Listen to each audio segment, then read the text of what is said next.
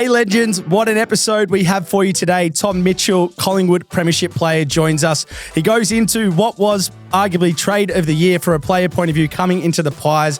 What a team. He shares Fly's conversation with him that got him there and the role that he was given to make the team successful, which was absolutely awesome. He tells us how the Sydney Swans lured him away from GWS and the incredible pitch that they gave him to get him there. Also shares some funny stories around a superstar footy player knocking him out as a 5-year-old, which was rather funny when we go into that. And of course, his time at the Hawks, where Alistair Clarkson was arguably one of the best coaches he ever had and got the best out of him across 2017 and 2018, where he won the Brownlow. Absolute superstar of a chat. He has a ripping pod over at Ball Magnets, so go check that out. But make sure you enjoy this episode because I absolutely love shooting it. I thought it flowed beautifully. Let's get into it. Welcome back, ladies and gentlemen. Another episode of the Unlaced podcast. As I always say, if you are new here, please give us a like and subscribe. It's how we go. And if you've come back again, I absolutely love you. The merch is selling out. I have to say, I'm so humbled. We've sold to every state in the country as of last week, which is pretty cool. I didn't think we'd do that. I was hoping we'd sell as much as we could, but I didn't think we'd get to everywhere in the country. So that's pretty cool to see that it's a national show, or at least becoming. But if you haven't copped any merch, the humanised tee, the smiley tee, and the unlaced cap, it's in the bio. Get there, get some merch, keep supporting us. We love you for it. Mate, this guy coming on the show today, he's a bloody great footballer with a great CV, but he's a ripping fella as well. And I actually did tell him that he's got one of my favourite podcasts, which I don't know if I should be admitting that to a competitor, but he is my mate. But mate, your pod, Tommy Mitchell from the Collingwood Football Club, I genuinely do enjoy it. You like it? Yeah, I really do. Do you give it much thought and research? Because do you know what? I've had more and more people come up to me in recent times and say that. I reckon I don't know if you were the same as this, my early pods must have been pretty average because didn't get a lot of traction and not a lot of following. But I think like anything, if you put a bit of work into something, you get better at it, and been lucky enough to have some good guests, which always helps. And it's something I enjoy as well. Like I actually really enjoy doing it. So yeah, thanks, mate. No, we'll take you on the rankings. No, mate, you're always up there. But no, to be fair, I don't reckon there's a podcast in the country. It's kudos to your network, and obviously being the footy player that you are, that you're able to get some of the guests you do. But I don't think there's a podcast that's got bigger guests in the last 12 months in the country. Is there? Like, I don't think there is, man. No, we've been very lucky, you know. Yeah, like Shaquille O'Neal was massive. That was huge. Fuck? That was massive. Dirk changed the game. Dirk Nowitzki. Like we got him through the club at the Pies. He's now officially a Pies fan. Yeah. He was with a friend of mine recently in Dallas and sending photos of his Pies hat that we gave him after we won the flag. So that's pretty cool. That's sick. Alex Pereira, you've obviously had him on the Unlaced pod as well. Current light heavyweight champ. Yeah, been pretty blessed and pretty lucky. Mate, now I'm sitting here with you, so it's getting bigger and bigger. Yeah, mate. I'm just adding shit. People are always shocked that I get big guests, but I'm like, mate, I look at yours, I'm like, I'm Australia-wide. Tommy's starting to go global here. Long way to go, but I'm just really enjoying it.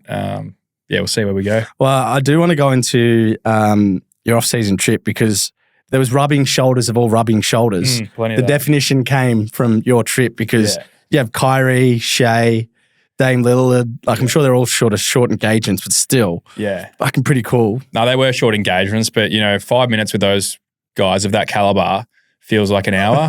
And even just, I think you sometimes forget as an athlete and as a footballer when you have those interactions with fans, like how much it can mean to them. Like I go over there purely as a huge basketball fan, and the guys you mentioned, like 3 of my favorite players, and maybe spend a combined total of 10 to 15 minutes with them all together. Yeah.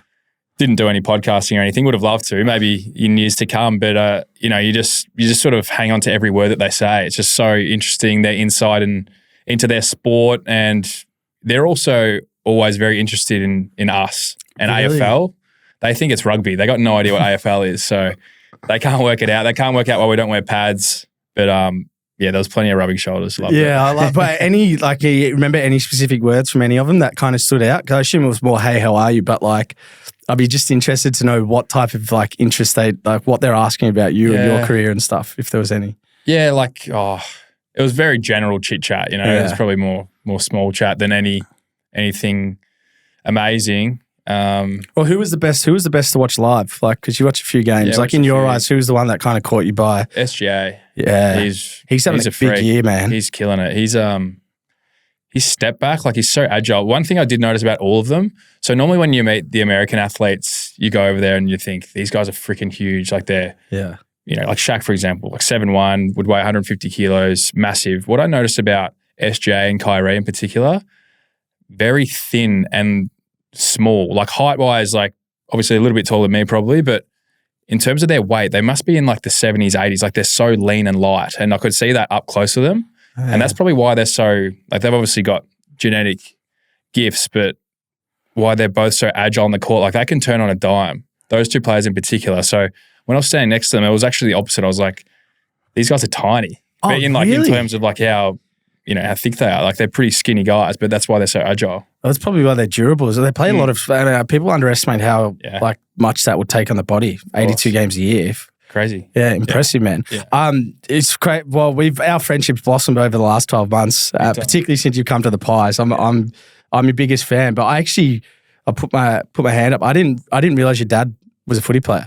Played 200 games. When did you learn that in your research? Yeah, my research. Yeah, literally in the last week. Yeah, right? Yeah, which is crazy, don't you think? Because like everyone would know that about you. Yeah, a lot of people do. Your dad had one season at Collingwood, which is cool that we share that. You both had 3 clubs, which is weird, and right? Two the same. Yeah, kind of similar journeys in a way. Yeah. I'll take the Premiership though. He's digging his fam. I love it. Well, he's told me all my life that I'll never get to that level. So there you I got the medal now. Yeah. Yeah, very similar journeys. And the year I was born, not sure if this means anything. The year I was born, Dad was playing at Collingwood that season. So I've got photos, which I'll be able to send through to you, of Dad wore number 6 at the Pies as well, my current number. Is that what you were? I mean, it was probably what's available, but is that that's the number I wanted. I had the number. That's the number I wore at the Swans. That was so when I first got drafted to the Swans, I got the option of number 6, which is what I wanted, or number 10. They said, "Do you want your dad's number?" I said, "No, I'm going up against that guy. I'm doing it my way." Yeah. And then went to Hawthorn, number 3, which was so much history with that number at that club. Mm.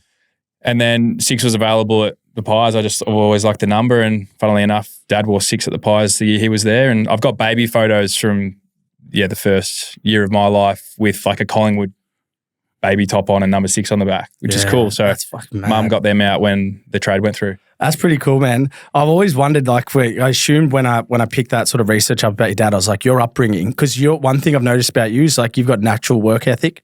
Like I think you're probably the kind of guy that likes to overwork in a sense, just to reassure yourself that you're ready, and you probably don't need to in a sense, but you're wired like me. Yes. I've seen that with you. Is that because of like you grew up with an AFL footballer essentially?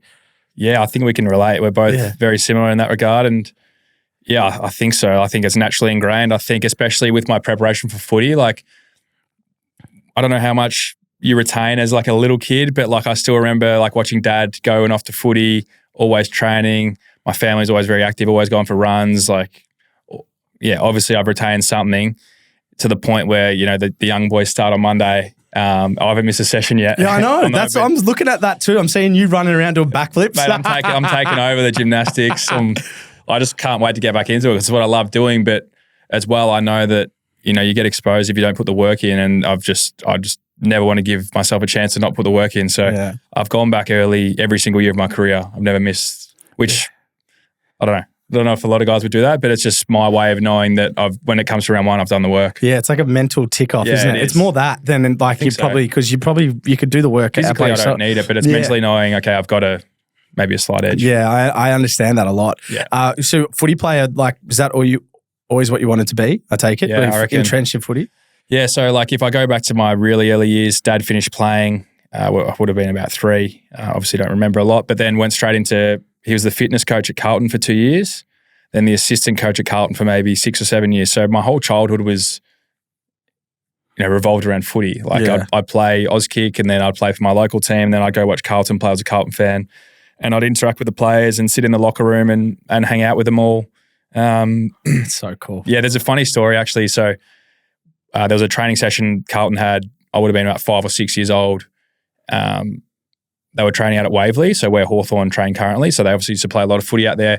Must have been Brendan Favola's. Me and Fev always have a good laugh about this. Must have been his early in his career, and the players would do kick to kick in the change room, and Fev's lined up a nice drop punt, and I'm sort of just walking in the background, falconed, concussion. So Yeah, Feb, if you're listening. Yeah, knocked out as a 5-year-old, which probably explains why I've lost a fair few brain cells over the years. But like I was just that lucky kid that was around footy, and yeah, I knew that was always what I wanted to do. Mate, it's pretty cool. I did my research, as I said, because I wanted to find some dimes and dozens. But I got a bit of a true or false for it. I want you to confirm it for me. But apparently every birthday as a kid, and maybe even word on the street into your teens, is that your grandparents used to build you a banner, a Carlton banner. That is a great get. And you used to run through your Carlton banner. That is so funny.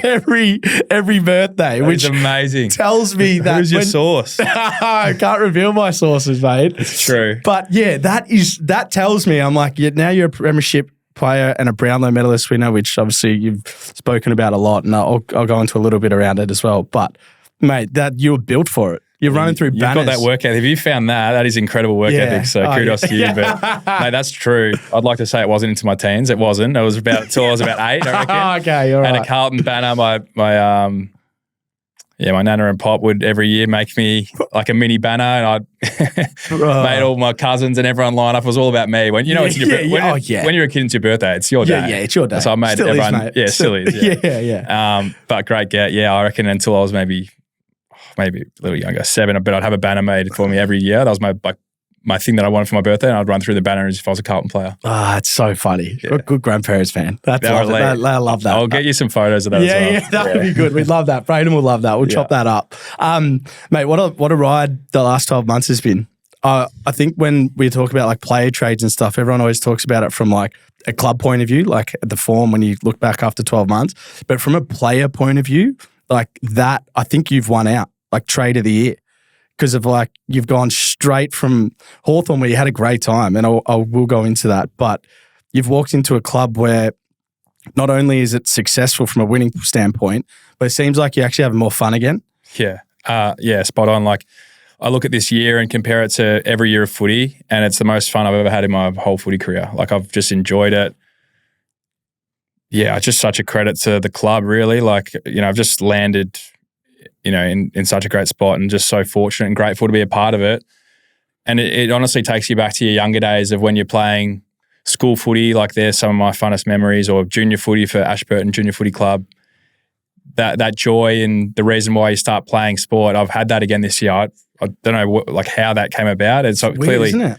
It's clearly something to do with the culture and the way Fly approaches his coaching, and he's very good at appreciating everyone's work and strengths, but also building everyone up, making it fun, takes some pressure off pre-game, which I think really helps a lot of the players. And I think all those little things add up, and it's accumulated in a lot of enjoyment, a lot of fun this year. And obviously we work hard, but we enjoy the work too. Can you, I hope you don't mind me asking this, you don't have to share it if you don't want, but can you tell me the convo that you told me you had with Collingwood when you were in discussions of like potentially going there and stuff, or you might have gone, but they explained to you what your role would be and why it was so important to, I guess, completing the midfield at the Pies? You remember what you told me? It was kind of like, I can't remember specifically. It was essentially like your job is to go in there and get the footy and provide it to the likes of Dakes, Pendles and Geordie into space so they can flourish. Yeah. Like that you're that hard ball guy, and you're there to make those guys like hit their full potential. Almost in a sense, it ties into your game, but the way you sort of said it to me, and I think I've been so impressed with it. It's like a little bit of sacrifice from your own game and your own success to benefit the broader team was like the clear instructions. You were like, yeah, sign me up. Yeah, I was all in on that. And I think, if you were to look at numbers, my numbers would be probably the lowest of my career, but in terms of, impact and influence I can have on teammates, that's what's made me super proud to be a part of the team, is that just making others better around me. And, Pendles and I speak about it. We have spoken about it before that, Geordie and Nick and Josh, Dacos, they're the stars of the team. Yeah. We whatever we do, let's make them the stars. Yeah. So we try and do what we can and other players as well, but put them guys in a position to be the superstars and to know really win the game. So yeah, that was definitely the selling point. To come to Collingwood, the biggest club, and really just play to my strengths, not doing anything I hadn't done any different for my whole career. Play on the inside, win the ball, be strong at clearance, distribute it by hand, which is what I've always worked on most of my game and handball to Geordie, handball to Nick, let them kick goals and tackle hard and, just go and play footy. So it was, I was all on board straight away. I've found it amazing because I've seen, like, probably more from the outside. I would have said it initially, but now I've sort of been on the inside a bit more around the Pies this year with you there. It's like you have no ego. We're like coming into a new footy club with what you've achieved, like having 87 on the SCG one day and winning a Brownlow and all that sort of shit. Like, you think you might come in with a bit of swagger into a good team, but you've really, from what it looks like anyway, you're friends with everyone. You've got like no ego. How, like, what is that? Have you always been like that? Is that upbringing? Like, where did that come from? I appreciate those words. That actually means a lot. Thanks, mate. Yeah, but I know, pretty deep. That means a lot. It's true though, isn't it? Don't you reckon? I appreciate that. It's 100%. I think, whether you change teams or not, you want to be a good teammate and a good mate. So I think first and foremost, I'm going to leave Collingwood with lifelong friends whenever my time is up. Hopefully I've got plenty of time left, but, I already know that I've got 10 genuine brothers in the team, probably more. Love every single guy on the list and all the staff as well. Being a good person, having good mates, but then being a good teammate, that was just something I really wanted to pride my game on this year. And sacrifice, like you said, whether it be sacrificing your role or your game time or your position and just really just making it about others and the team, it was just a pure focus of mine. And I just want to keep giving back to the Collingwood Footy Club because of the opportunity they've given me. So I guess a part of the reason as well for coming back is, a little bit for self-preparation, but I've also really enjoyed getting there early, helping the younger guys, letting them know where they need to be at certain times, showing them around and having real pride in helping others as well, because it's almost like your first day at school when you start, like you're shitting yourself. Right? Like, these kids are coming in, so just sort of like keeping conversation with them like on a hourly basis at the club, and then just over text at night, checking in with them just to get them set in their first week before they start officially. It's kind of like a lot of these boys that have been drafted at Collingwood. It's quite similar to the environment you walked into at Sydney, like fucking a lot of superstars. Yeah, true. And a pretty good team on the track as well that was performing at a high level. So like, it is quite similar. You can kind of, were you in that moment, like you put yourself in some of the Pies boys now, were you ever like overawed by that in a sense? Or not overawed, but just like, deer in headlights, like this is so next, you're rubbing shoulders with goods. Yeah.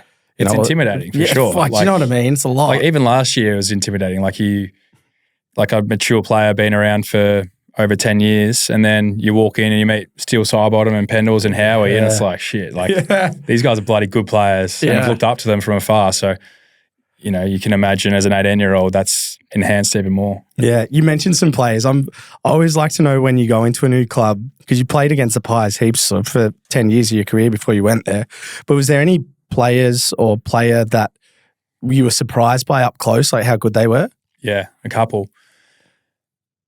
I'll give a shout out to Josh Dacos. Yeah. I didn't know how good he was. What was it that about him that sort of shifted? His movement at training, like he's just so agile and smooth. Like you watch him train, he's just like across the ground, he's just like effortless running, just like glides across the ground and laces kicks out either side. Steele said he was the best kick at the club. Yeah, him or Nick would be. Yeah, it'd be close.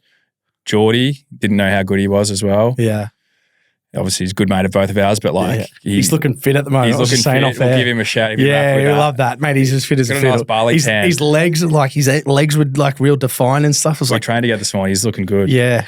And Darcy Moore was probably another one. Oh, really? Yeah. Yeah. Like more probably he was injured in the preseason, but more watching him as a teammate in game. Like he's had games where he's taken like 10 intercept marks. I'm like, this guy's saving this game. Like he's a freak in the air.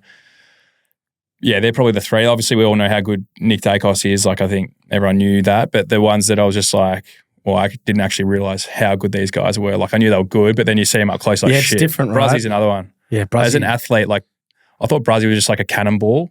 Yeah. But, like, training with him, he's so fast over 5-10 metres. Like, he's a powerhouse. I don't think he gets enough credit for his skill as well. Like, he's good kick, isn't he? Like he's left, he gets 60 easy. Yeah, he kind of, because he's the sort of mongrel in the team, he gets that vibe, but he's actually quite skillful too. Yeah, so that stuff flies under the radar. Yeah, there you go. Yeah. Mate, pretty cool. I can't not touch on the flag, which I know we've blown up a lot on the pod, but just to kind of give some context to your career, I think it was year one, the Swans won it, didn't they? Yep. So you obviously didn't get picked in the squad, which looked pretty harsh when you think about what you've achieved. But that's how good that team was as well. Yeah. And then you played in a Played losing. in 16, we lost. Actually, in 2014, I got dropped for the finals. Oh wow! So I had a career best game. I remember it so clear as day. I played a career best game. It was round 23 versus Richmond.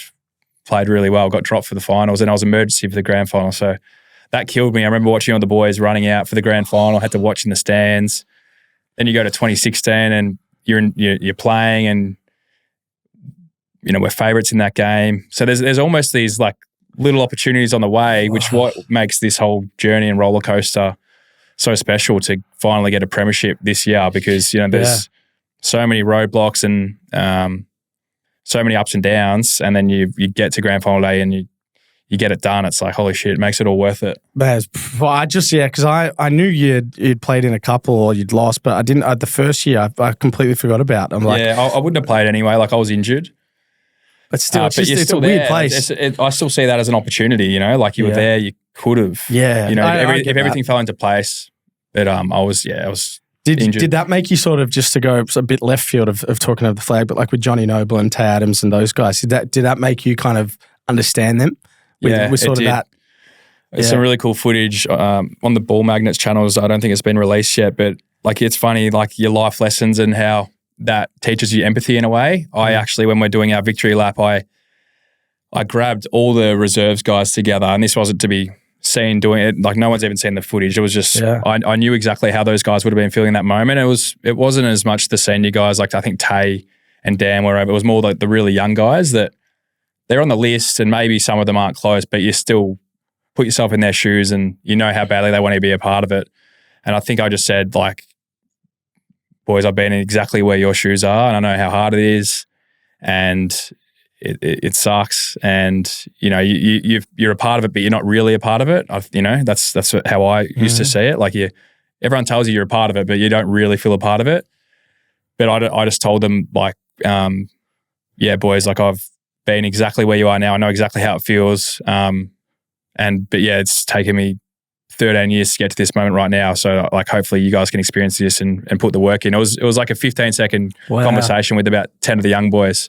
Just brought them in. Because it just came to me in that moment, and you use your shared experiences to try and help and empathize. So yeah, it definitely helped with that. They'll remember that forever, like the little things like that. Yeah, but neither am I. Yeah, not them. Yeah, true. Like I would think that's pretty powerful, man. Good on you for that. To go into just the flag, I just want to more so. We've broken down the game on both our pods, so everyone kind of knows what happened. But just your emotion, like after it, even leading up to now, like does it kind of settled in that you're a Brownlow medalist and a Premiership player? Like the two things every kid ever wants to be in Australia, outside of playing cricket for Australia, there's usually something like that. You've ticked that off, which is pretty handy. The Premiership has sunk in more. Yeah.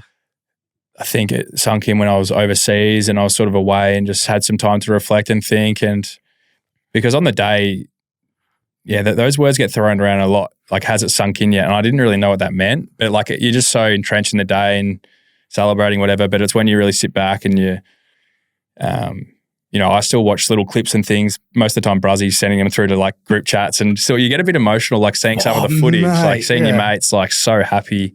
My favorite footage is this slow-mo footage. It's from kind of behind the goals when the siren goes. It's in slow motion. It's me and Nick Dacos almost in like sync. We drop to our knees, then drop flat. It's really cool. Oh, I've seen that. Yeah, it's really cool, and that's sort of like, I don't know, to me represents just a lot of hard work from everyone at the footy club, and just that emotion in that moment where you literally like can't control your body. Like it was just like, I don't know, almost like, it was euphoric, and you just hear that siren, your body just sort of like just drops. It's like I couldn't control myself in that moment. It actually felt weird. Felt like jelly for a bit. It was weird. You played great as well. You had a great grand final, I thought. Yeah, thanks. It was it was a tough game, Tough, bloody tough. Tough as a fan. Like as a neutral would have been a great game, but as a Pies or Brisbane fan, very emotional.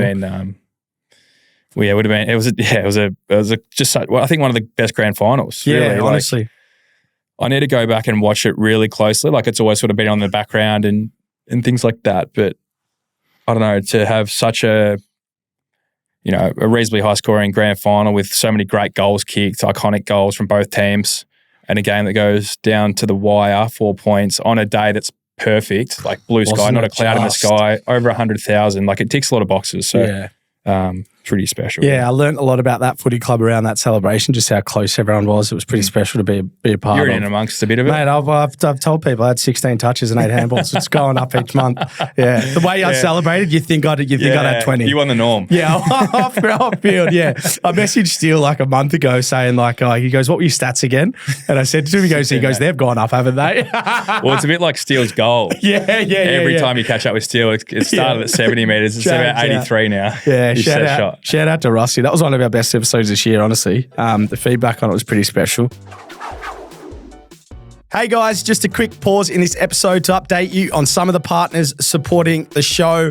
This morning, I was utilizing Vibe Culture in my morning to get me to the gym. I was very tired, lazy, not going to lie, but this little Kickstarter helped me get there. It's a secret to a productive day and it helps you win your morning. All you need to do is put a scoop of this into your water bottle and you can have it throughout the day. It's a great little change up from coffee as well, so you don't have to keep going back for your second, third and fourth. A hangover cure too, which is what I love because I love going out and drinking with my mates, which I've been probably doing way too much of late. So Vibe Culture helps you win the day. It's very, very healthy for you as well. There's a lot of natural benefits through it, herbs and blends as well from the Vibe Culture team. So we really appreciate them supporting the show. Even better, they want to look after you guys as well. So if you head on the Vibe Culture website, which is in the bio below, you can get 15% off your first purchase. So it's a good change up if you're drinking too much coffee, too much energy drinks. Try a healthier option and it's really good for you. As I said, for the movie marathons, late nights or those hangovers, get around them. They're a great team doing great things. Also, of course, you guys have seen me promote and support Dabble, the gambling agency, over the year. Dabble's been a great partner supporting our show throughout, so we can't thank them enough. If you guys are getting on the gambling websites, Dabble is a great place to do it, where you dabble socially with your friends and other people, but also please do gamble responsibly and only bet what you are willing to lose. Fortunately enough, this whole year, every Wednesday night between 7 to 8 p.m, we are doing a live stream called Jake's Take, where we cut up shop around sport all around the world, talking about various things that are going on with you guys, the Banter channel in the app. It's absolutely fun. And of course, we're putting on bets as well, which we're hopefully always winning. So the Dabble link will be below. If you're not on it, get around it. It's a great platform doing great things. Let's get back into the episode. Just to go into the early doors of your career, because you're pretty hot, wanted commodity as such coming into the AFL. But I just wanted to share the story that I know of that with Sydney, the Sydney experience. And probably they have to because they're outside of Melbourne in a sense. And I think GWS were another suitor for you as well. But their recruitment drive and what they did on the SCG and how they clinched Tommy Mitchell. This is almost, I heard it here first on the Oh, mate, it is one of the most unbelievable. I think I know what story you're talking about. I've never really told it. Yeah, it's special. Yeah, it may have played a factor in. Before the moment happened where obviously where was your head at with decision making in the clubs at the time for the sort of first move? Yeah, so I was in a very, very unique situation. Everything came to a head because my first year in the AFL was going to be the Giants' first season. Right. And so the Giants had, I think, picks 1, 2, 3, 5, 7, 9. They were loaded. Sydney's first pick was 21. And the way the bidding system worked then, over 10 years ago, was that all that the Swans had to do if I nominated for father-son was just match the first pick. Right. So if I nominated for the draft, the Giants told me we're going to take you. So I would have had to go pick 1. Wow. Which... Oh, really? So you would pick 1? Well, if I went to the draft, they would have had to. I didn't know that. So that was you're a good player, man. I peaked in under 16s. You are a good player, aren't you? Juniors was, I was probably injured a lot of my early days at Sydney, but I think my footy took off the under 16 carnival. So the national carnival, I was nowhere before that. I remember missing out on, it sounds childish to say, but missing out on the under 12s big team, under 15s big team, and then made the under. We moved to Perth. Dad was assistant coach at Freo and made the West Australian squad, and then won the award for the player of the carnival in the under 16. So when I was 16, I had a contract on the table from the Swans and Giants. So I had 2 5-year deals as a 16-year-old kid, and so I had no idea what I was doing. What? So it all changed very quick. Can they do that now? They can't do it now. Right. I don't think so. Well, it was a once in a. You were that good. It was just the way that the picks had and them coming to the comp. Yeah. Otherwise, it just wouldn't have been a thing. So worlds collided, and it was almost like a perfect storm for myself because I was very lucky in that the Swans and Giants, I was speaking to both of them. I had a decision to make because I had to make it a little earlier than everyone else. But having said that, one of the luckiest positions to be in, having to choose your AFL destiny at a young age, like it's just no draft rare. Pick gets that. Very lucky. You don't get to choose. Yeah. Just I don't know. I was just grateful to be in that position, and I ended up deciding to go to the Swans. I remember went over there, and I think I think I know where you want me to go. So I'll go. Please go there. I went over because the clock was ticking. They need to know decisions just so they can get on with their planning and things. So I went over there, met with the Giants, met with the Swans. Started my first day was at the Giants, and this was before they had like a facility or anything. Went out to the showgrounds, and they hadn't even built the ground, so it was kind of hard to picture it. Right. But I knew that a lot of my good mates from junior footy were going there, so that was a big selling card. The money was off the charts, like because they had obviously more money to spend, so I wasn't deserving of what they were offering, but that was obviously another enticing factor. And then went to Sydney the next day, and I was just sort of, a little bit blown away, I guess. Like after I chose to go to the Swans, like I lived with Adam Goodes for 2 or 3 weeks, and then how was that? Just like pre-season, because I'd committed, like I was able to do 2 years of extra pre-season. Just living with a dual Brownlow medalist. It was the best. Like just learning from the king. Yeah. And then lived with Paul Roos and his family, become very close with them, still am today. Yeah, and I don't know, Sydney just felt comfortable. You could see what they'd already achieved. They were established. So that was the decision I made. There was one night I was there with my family, and they said, "Oh, do you mind coming in at night to the SCG?" And I was like, "Yeah." We were flying out the next morning, so we came in. Goodsy met us at the front. I think it was from memory, Jared McVeigh, Jude Bolton. Goodsy gave my brother a signed 37 jersey, Adam Goodes jersey. I'm like, well, that's pretty cool. So he's on board now. He's like, with the brother. Yeah, smart. So smart. We was on board. When we go down, do a little tour, we go into the pre-game address room, like the coach's room. We're just sitting there chatting, and they're like, "Oh, do you want to go have a look on the ground?" I was like, "Yeah, I'll go have a look on the ground." And it's pitch black out there, and I'm like, "Oh, this is pretty weird. Like, this is really weird. What are we doing out here?" And then, the lights, it's kind of like a bit like a little mini movie. I don't think the lights turned on. Actually, the big screen just came on. It just played like a few minutes montage of, this is what it'll be like. Could you imagine playing for the Swans in front of 40,000 people? This is what it's like if you want to be out here with us. I'm like, shit, all right, sign me up. I'm done. Wow. So that was, I think it was more just going to an established club where my dad had played. That was the main driving factor. Mate, pretty cool. Special. Yeah, special. You've your CV of players you played with as well is off the Richter scale. Like I think Buddy Franklin would obviously be right at the top of that list. You have any sort of Bud stories or just playing with him, how special he was? Because everyone that's always around him, the way like Campbell Brown, the way he speaks about him is so funny. So always interested to know. Bud for the first time in years at Derby Day this year. It was great to catch up with him. He was one of my favourite teammates. Such a great guy, just like a big kid, kind of like you. Yeah, is he? I love that. Go on, buddy. Big kid, just loves having fun, loves having a good time. When it came to his footy, he took his footy very seriously. When it was game day, he was locked in. I think just being in his presence on field as a teammate and seeing what he did on ground from right up close was just like some iconic moments, like just bombing him off one step from 60. And like you're literally standing right next to him watching him. Like, how's he kicked it that far off one step? Like just freakish stuff. Yeah. So just his on-field talent was bizarre. Yeah, he seems like it. One of the coaches you've spoken about, and it's probably some of your best footy you've ever played in your career. I mean, obviously Brownlow medal and so forth, and all the work that you'd done up to that point probably helped. But Clarko, when you went to Hawthorn, he seemed like a big part of your success and something that you've spoken about before, but specifically, why did he get the best out of you, do you think? He was the best. I love Clarko.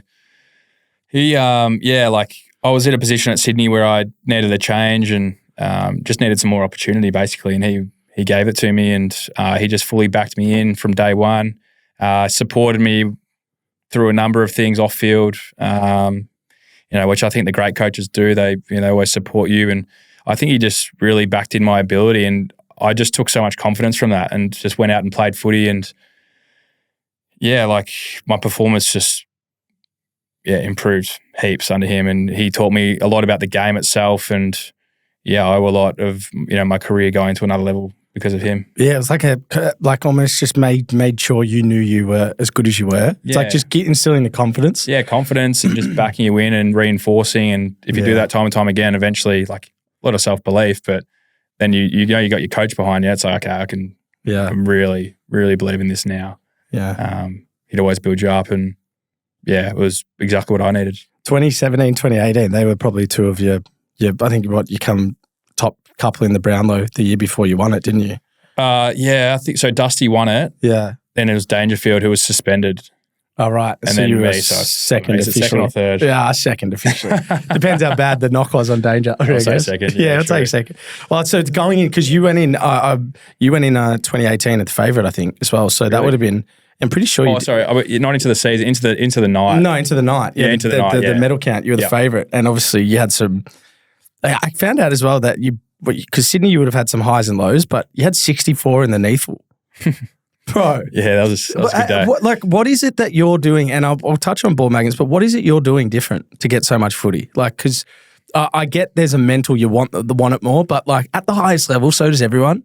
Yeah, well, so that wasn't the highest level. That was in the reserve grade. Well, that's a fair point. But still, you got 50 odd in 2018 twice, so...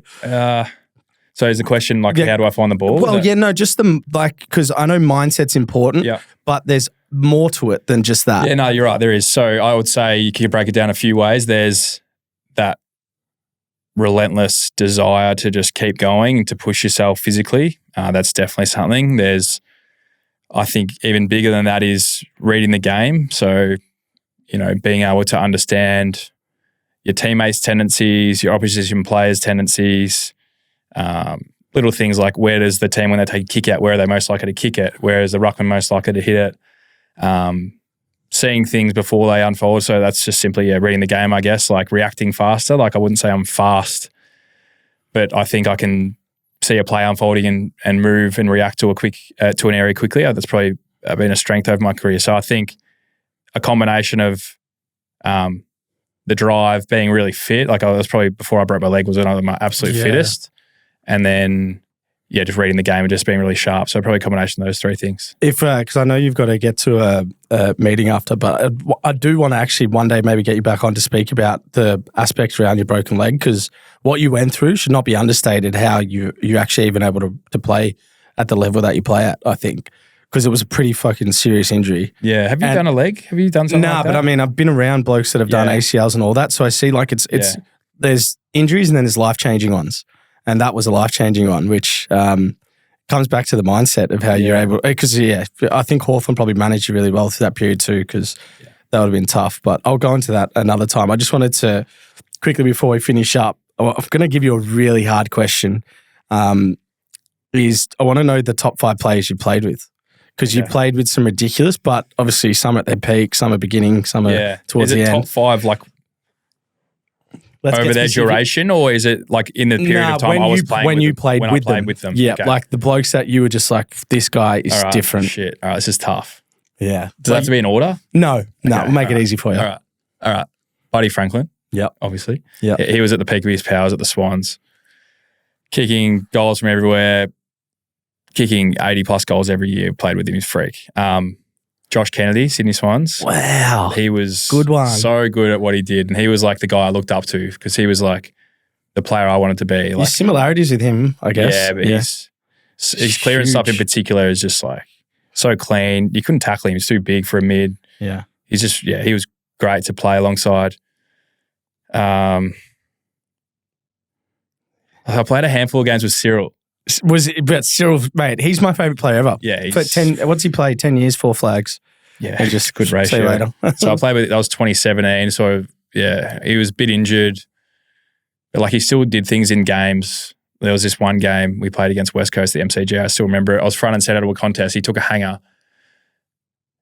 Yeah, round 5, 2017, I remember it. On the far wing from where the bench was, I was front and centre. He took this hanger and he was like floating up there for like 5 seconds. I'm like, he's just hovering. Like, special, man. I don't know whether you include him because I didn't see him at his absolute best. Fair enough. I'll take him. So that's 3. Nick Dacos. Yeah. That good? Yeah. Seriously? Yeah, that good. Ceiling is scary is what everyone thinks. Wow. Yeah. I'm like, how do you get better from how good he already is? Yeah. But he's that good. I think he's breaking a new mold of where he's at now is where blokes get to at like 27, 26, 28. So it's like, this could be a new ceiling. Yeah.